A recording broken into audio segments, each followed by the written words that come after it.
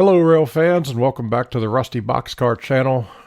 We recently made a great trip up to Cincinnati. Did some filming of the Union Terminal with the drone. Also saw several trains at the Winton Place rail fan hotspot, and then visited with family for about 6 or 7 hours. So it was a great trip up there.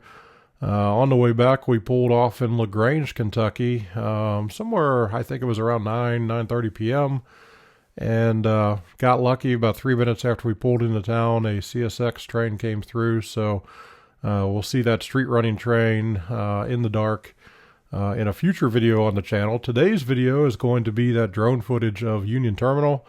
While flying around and behind the terminal, I'll describe a little bit of the history of the building and what its current uses are, as well as you'll see a lot of train action in the background in the Norfolk Southern and CSX Cincinnati yards. Hope you guys enjoy this, and we'll be back soon with a new video. So we'll take a brief look at the city of Cincinnati here before we pan the camera back towards Cincinnati's Union Terminal.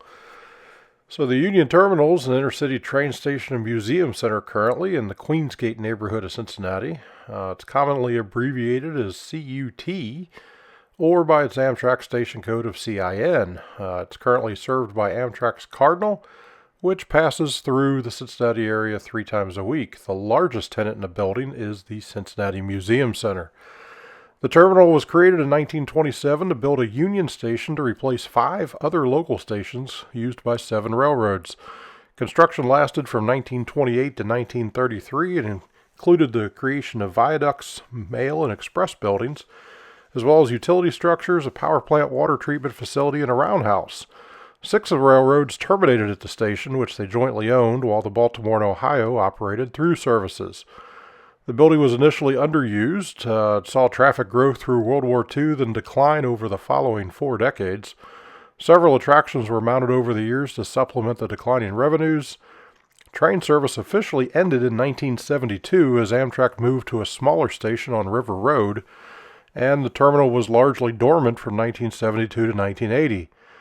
During that time, the Southern Railroad destroyed the platforms and train concourse in order to increase their ability to run their piggyback trains, which you can see right there against the back of the terminal. That's part of the Norfolk Southern Intermodal Yard. You also see the CSX Queensgate Yard back in the background, and it extends well north of this, as you'll see here. And the Queensgate car shops and locomotive shops and things that CSX operates are far north of this, up in the upper end of the screen. In 1980, a shopping mall was constructed inside the station and operated until 1985. In the late 80s, 2 of the Cincinnati museums merged and renovated the terminal, which reopened in 1990 as Union Terminal, as Cincinnati Museum Center. Amtrak returned in 1991, resuming its role as the intercity train station, and most recently a 2-year, $228 million renovation was completed in 2018. The terminal opened again with those 7 railroads originally, the Baltimore and Ohio, which was the through railroad, and then the 6 that ended their operations there at the facility were the Chesapeake and Ohio, the Cleveland, Cincinnati, Chicago, and St. Louis, the Louisville and Nashville, Norfolk and Western, the Pennsylvania Railroad, and the Southern Railway. Amtrak maintained their 2 services here until moving to the River Road Station, as I mentioned, in 1972, where they remained until 1991.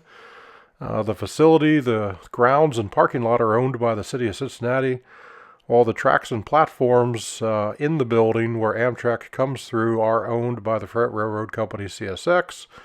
The city leases the building primarily for Amtrak use and the Museum Center, a collection of 5 entities, which include the Cincinnati History Museum, the Museum of Natural History and Science, the Robert Lindner Family Omnimax Theater, the Cincinnati History Library and Archives, and the Duke Energy Children's Museum.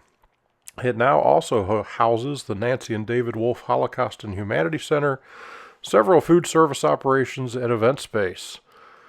In popular culture, the terminal is most widely known as being the Hall of Justice, the fictional DC Comics building. that definitely has admitted by the creator of that comic strip to be the inspiration for their comics. Thanks for watching this video. I hope you all enjoyed it out there. If you did, please drop down below and click that thumbs up button to give us a like. Also, don't forget to subscribe to our channel, either clicking the subscribe button down below, or you can hit the Rusty Boxcar logo on the right side of the screen. Drop us a comment also. We enjoy those, and we'll try to answer them as fast as we can.